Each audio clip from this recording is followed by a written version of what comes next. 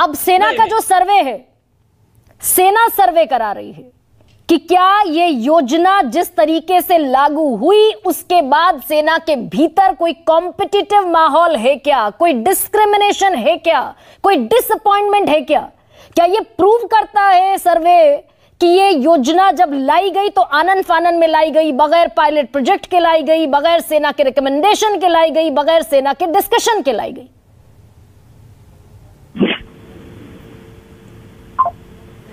देखिए, जिस प्रकार से आज इलेक्शन कमीशन ने राहुल गांधी को निर्देश दिया है कि ऐसे संवेदनशील विषय पर सावधानी बरते बोलते वक्त, वैसे ही मेरे ख्याल से मीडिया को के लिए भी कुछ निर्देश होने चाहिए कि ऐसे संवेदनशील विषय पर बहुत ही बारीकी से और बहुत सावधानी से डिस्कशन हो। आपको परिप्रेक्ष्य देखना होगा इसका। कारगिल वॉर कमीशन जो 1999 में गठित किया गया था, उसके रिकमेंडेशंस को लागू किया गया है अग्निवीर के जरिए। अगर कोई सरकार 2 साल लागू होने के उपरांत सर्वे करा रही है तो यह सरकार की पारदर्शिता, यह सरकार की रिस्पॉन्सिवनेस और यह सरकार की संवेदनशीलता दिखाती है। जो विपक्ष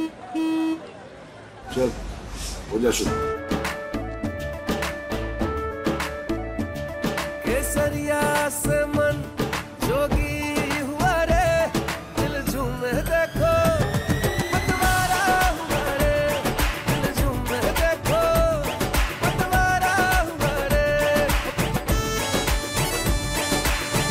हर पल मनाओ केसरी त्योहार। विमल, बोलो जुबान केसरी।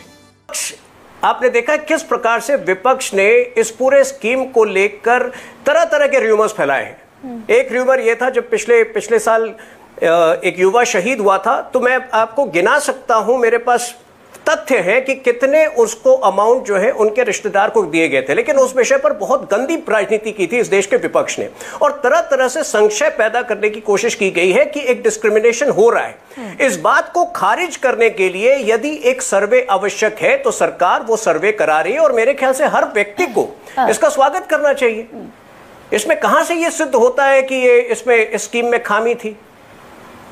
तुहिन, लेकिन जब आर्मी चीफ ये कहते हैं, MM नरवणे, जिन्होंने बाकायदा ये प्रोजेक्ट सरकार के सामने रखा था, MM नरवणे का ये स्टेटमेंट है कि कोई डिस्कशन नहीं किया गया। हम लोगों के लिए भी that was shock for us, हमारे लिए ये शॉक के जैसा था, जिसमें पहले 20,000 रुपए तनख्वाह देने की बात थी, बाद में विरोध हुआ तो बढ़ाकर उसे 30,000 किया गया। बहुत सारी खामियां थी, तो बगैर किसी रिकमेंडेशन के सेना ने कोई डिस्कशन सेना के साथ नहीं हुआ, लागू कर दिया गया। कोई पायलट प्रोजेक्ट नहीं था।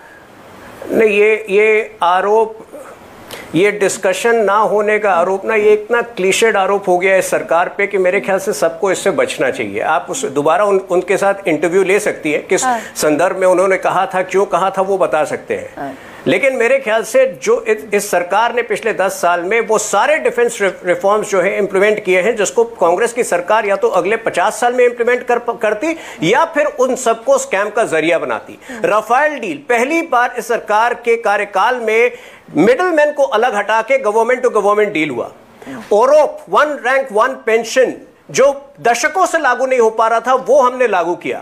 जिस HAL पर राहुल गांधी ने 2019 तक कितने हमले किए, आज पता नहीं इस देश की जनता ने उस पर निवेश करके कितने पैसे कमाए हैं। और HAL जो है आज पूरे विश्व की one of the biggest, one of the जो एक्सपोर्ट्स का अगर आप देखें तो सबसे बड़ी एक्सपोर्टर है डिफेंस प्रोडक्ट्स की।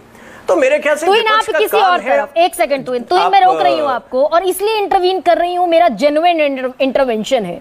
हम किसी और डायरेक्शन में चले गए। मैं ये पूछ रही हूं आपसे कि जिस देश की फौज ने हमेशा देश का मान बढ़ाया, उसमें अगर कोई अग्निवीर मात्र 4 साल के लिए भर्ती होता है, जिसमें शुरुआती ट्रेनिंग में चले गए 6 महीने, स्पेशल ट्रेनिंग में चले गए अगले और 6 महीने, तो वो जब वॉर जोन में होगा, जिसमें उपकरण चलाने के लिए, स्पेशल गन्स चलाने के लिए उसे एक्सट्रीम स्पेशल ट्रेनिंग की जरूरत है, जिसके लिए हम रेजिमेंट की स्पेशल एक परंपरा है हमारे यहां पर।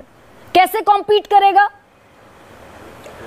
नहीं, ये बहुत अच्छा सवाल पूछा आपने। और ये जो कुछ ऑपोजिशन लीडर्स हैं जो मिथ्या फैला रहे हैं और कुछ पत्रकार जो मिथ्या फैला रहे हैं, उनके क्लैरिटी के लिए मैं बहुत स्पष्ट कर दूं कि जो नॉर्मल रिक्रूटमेंट प्रोसेस है आर्मी का वो रद्द नहीं हुआ है, वो कायम है। ये एक छोटा सा अंश है। देखिए, एक शॉर्ट सर्विस कमीशन की एक बात होती है, कोई भी जो आज कॉम्पिटिटिव आर्मी है पूरे विश्व में, वो इजराइल की हो वो यूएस में है, उसमें एक प्रोविजन है शॉर्ट सर्विस कमीशन का।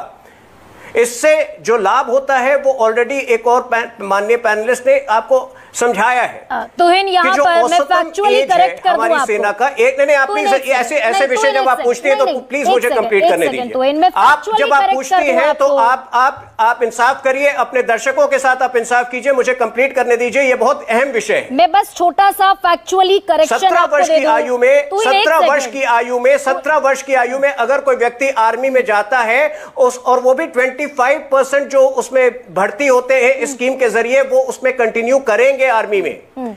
लेकिन हाँ, बाकियों को यह प्रोविजन दिया जा रहा है कि यदि आप कुछ अन्य काम करना चाहते हैं तो आप कर सकते हैं। यह हर समाज के लिए लाभदायक सिद्ध होगा। आपने इजराइल को कोट किया तो है, यूएस में जाइए, हर एब्सोल्युटली बता देती हूं। मैंने आपने शॉर्ट टर्म सर्विस का जिक्र किया, इजराइल का जिक्र किया, आपने कुछ और देशों का जिक्र किया। वहां तो मैंडेटरी है, वहां कानून है कि देश की हर महिला को, हर पुरुष को for the specific period of time सेना में सर्व करना पड़ेगा। हमारे लिए तो ये कानून है नहीं हमारे देश में। यहां भी मिसलीड करते हैं क्या? अच्छी बात है। अब आप किधर इसको भटका रही हैं? देखिए, मैं पूरी कर लूं अपनी बात को, ये आप दूसरे दिशा में जा रही है।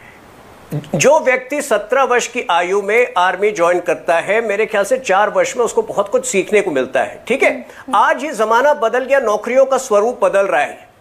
यह संभव है कि वो व्यक्ति जो 17 साल की आयु में आर्मी ज्वाइन करता है, 21 वर्ष की आयु में जिंदगी में कुछ और एक्सप्लोर करना चाहे।